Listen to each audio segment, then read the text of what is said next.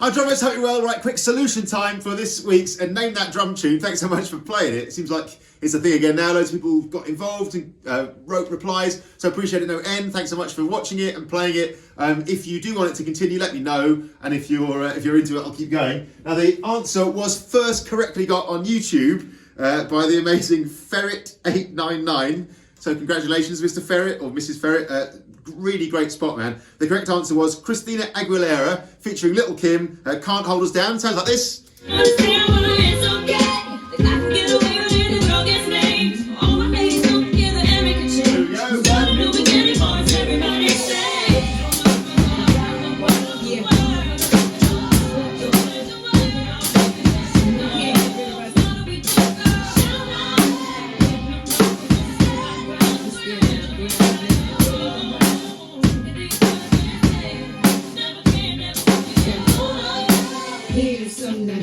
That one, right? So it's a really great answer, and I do get that this one was quite tricky, right?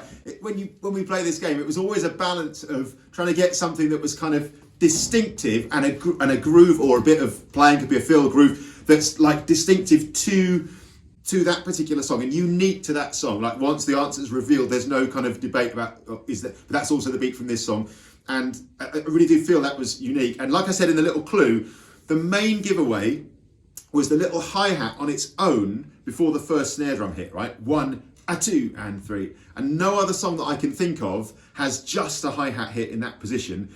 There were some really good guesses though. I'll go through some of these, so they're really good.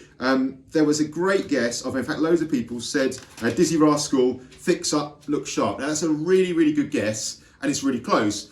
The reason it's not that is because, well, the overall rhythm phrase is the same, bum, bum, bum, bum, bum, but bum, bum, bum, bum, bum. But on Fix Up, Look Sharp, which goes like this. Oi! The kick drum or the bass drum is playing in that position. 1, 2, and 3, 4. So that goes. So that note there is on a kick drum or a bass drum, whereas in the Christina Aguilera one, it's on the hi-hat. That was a really interesting little difference. That's one of the reasons it's not Dizzy Rascal. The other sort of two reasons are the hi-hat part is different. So the hi-hat part on the Christina Aguilera Little Kim thing is quite distinctive, and it's a little 2-bar phrase. Also, finally, on the Dizzy Rascal Fix Up Look Sharp, it's played with a straight 16th note feel, whereas on the Christina Aguilera Little Kim tune, it's played with a swung 16th note feel. That only really comes into play on that little 1, 2. On the Dizzy Rascal Fix Up Look Sharp, as well as being on the bass drum, it's played straight. Whereas the Christina Aguilera is swung, so the is a little bit later.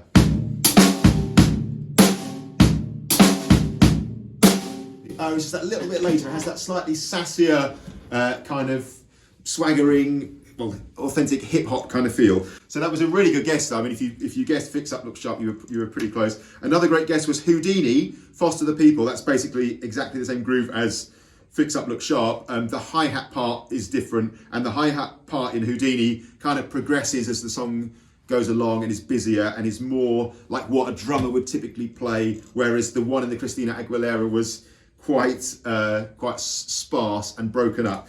I get that all these things are nuanced, but that's kind of the game, man.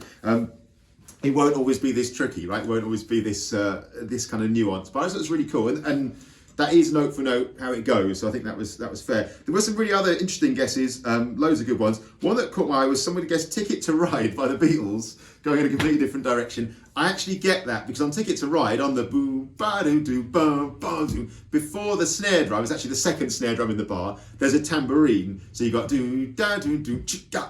So the tambourine doing the thing that the hi-hat is doing in Christina Aguilera just before the snare drum, if you see what I mean. So I think that was I get why that person would have said that. So all great guesses. Again, thanks a million for playing. I thought the drums were programmed. I looked it up on Wikipedia just now, and it does actually say drums were by Cameron Hoof or Houff maybe. But so maybe the mixture of played and programmed. I don't know. It's a great drum part. Again, I do acknowledge that this one was a little bit nuanced, a little bit tricky. And yeah, thanks so much for playing, man. It's really, really cool. What this is all about is listening to a piece of music and just kind of working out what's going on, those great skills that a musician needs of playing by ear or oral perception. And I think it's just a really interesting way of like developing your own vocabulary as well. So that's kind of what I wanted to sort of get at with all of this, is what musicians will often do is listen to music and be inspired by the things that they hear. And on a deeper level, if you really sort of analyze stuff and even transcribe it, really get deep into what's happening, the smaller sort of nuances, what you often find is there's some cool ideas that you can draw on.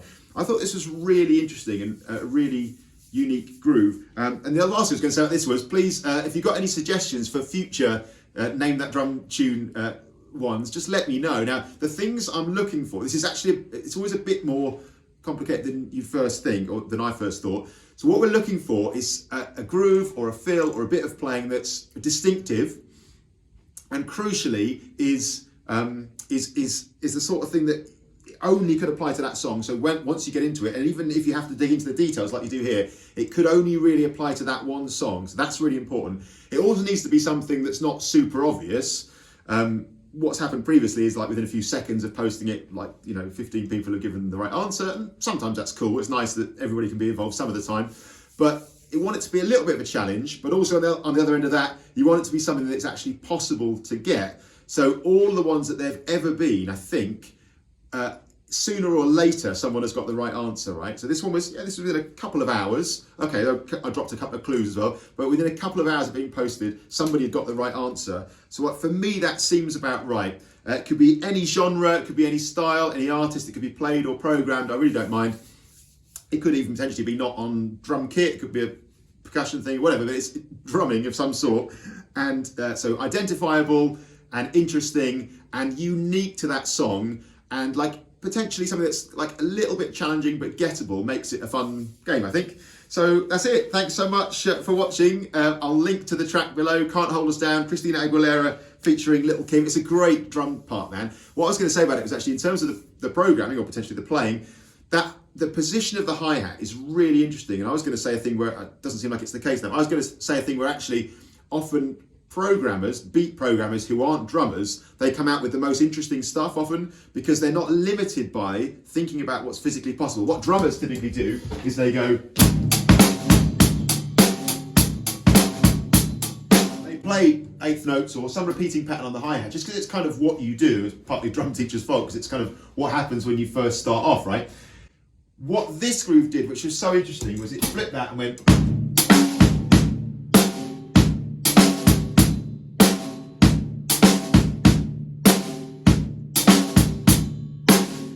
So I felt like the hi-hat part was the thing that gave this groove all of its movement and kind of sass. So that was really, really cool, I think. Thanks again so much for playing. And send me your suggestions, please. If you send them to mike@mikebarnesdrums.co.uk, that'd be great. Or direct message on whatever platform you're watching this on. Thanks to all the people that played on YouTube, Instagram, Facebook, TikTok, and LinkedIn. I'll see you soon. Thanks so much.